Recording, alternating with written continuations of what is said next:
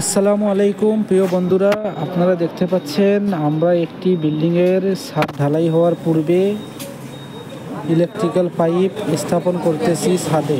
তো যেভাবে স্থাপন করতেছি, আমরা কিন্তু মিডল পয়েন্ট থেকে যে রুমটি হবে বেডরুম, বা এই বেডরুমে আমরা কিন্তু দেখতে পাচ্ছেন চার সাইডেই কিন্তু পাইপ ঢুকিয়ে নিলাম। রডের যে খাঁচা রয়েছে, খাঁচার একবারে মাঝখান দিয়ে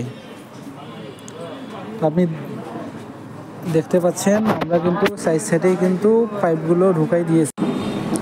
তারপর কিন্তু আমরা যে বিমে ডোরপ নামাবো, ডোরপ নামার আগে অবশ্যই আমরা একটা পেপার দিয়ে নিলাম, যেন শাটারিং খোলার পরে সহজেই আমরা এই ব্যান্ডের ডোরপটি খুঁজে পাই। সেজন্য আমরা মাপ দিয়ে পাইপটি কেটে, দেখতে পাচ্ছেন ওই যে লাল টেপ মারা, ওখানে কিন্তু আমরা জয়েন্ট সকেট দিয়েছি এবং ব্যান্ড দিয়েছি, দিয়ে আমরা কিন্তু এগুলো ভালো করে লাগিয়ে দিলাম। দেওয়ার পরে কিন্তু আমরা কেবলটাই মেরে দিলাম, যেন কিছুতেই ঢালাই মশলা ঢাললে যেন মানে না নড়ে যায়, এর জন্য আমরা কিন্তু ভালো করে টাইটি মেরে নিলাম। তারপর কিন্তু আমরা মিডিলে সার্কুলার বক্স বসাইছি, এবং এখানে আমরা যে সার্কুলার বক্স ব্যবহার করেছি এটি হচ্ছে ডবল সার্কুলার বক্স। এই সার্কুলারটার হাইট একটু বেশি, সাধারণ সিঙ্গেল সার্কুলার বক্সের চেয়ে কিন্তু এই সার্কুলারটি একটু আরও উঁচু। তো আমরা পাইপগুলো কিন্তু দেখতে পাচ্ছেন বেলে দিয়ে কেটে কিন্তু সুন্দরভাবে লাগিয়ে নিচ্ছি, এবং লাগানোর পরে দেখতে পাচ্ছেন যে সাইডে যে জয়েন্টটা দিয়েছি ওখানে কিন্তু আমরা টেপিং করে দিচ্ছি। কেউ কেউ আটা দেন, আটা দিলেও সমস্যা নেই, টেপ দিলেও সমস্যা নেই। আমাদের যেন ঢালাই হওয়ার সময় কোনোভাবেই পাইপের ভিতরে কোনো ঢালাইয়ের মশলা না ঢোকে, এজন্য আমরা টেপ দিয়ে থাকি। এবং টেপ দেওয়ার শেষে কিন্তু আমরা পেপার দিয়ে নিব, দিয়ে কেবলটাই মেরে দিব, যেন শাটারিং খোলার সঙ্গে সঙ্গে সহজেই যেন আমরা সার্কুলার বক্সের মুখটি পেয়ে যাই। তো দেখতে পাচ্ছেন আমরা কিন্তু টাই মেরে দিলাম চতুর সাইডেই ভালোভাবে মজবুত করে, যেন না নড়ে। তারপর কিন্তু আমরা যে দেখতে পাচ্ছেন এখানে ফ্যানের রড বসাইছি।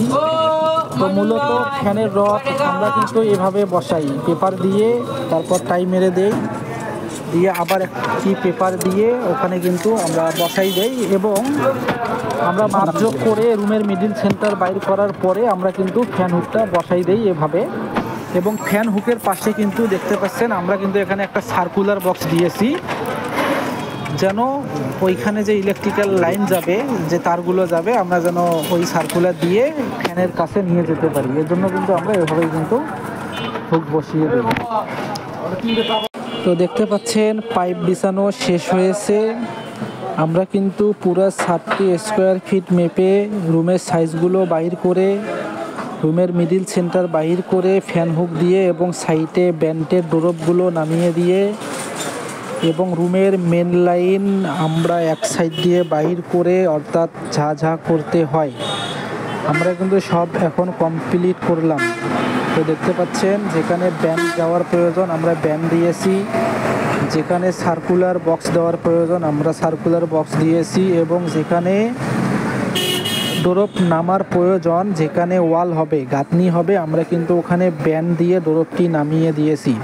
এবং প্রত্যেকটা সার্কুলার বক্সের যে মানে ফাঁকা মুখ রয়েছে, মুখগুলোতে কিন্তু আমরা পেপার দিয়ে ব্লক করে দিয়েছি, এবং ছাদের সঙ্গে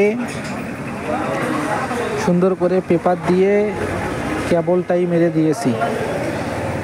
ঝাঁঝা করার লাগে সব কিন্তু আমরা কমপ্লিট করে দিয়েছি। যারা আমার ভিডিওটি এতক্ষণ থেকে দেখলেন তাদেরকে অসংখ্য ধন্যবাদ। আর যারা আমার পেজটিকে ফলো করেননি, অবশ্যই আমার পেজটিকে ফলো করে পাশে থাকবেন। টেকনিক্যাল ভিডিওগুলো পেতে পেজটিকে ফলো করে পাশে রাখবেন। তো বন্ধুরা ভালো থাকবেন, সুরক্ষিত থাকবেন। আল্লাহ হাফেজ, বাই।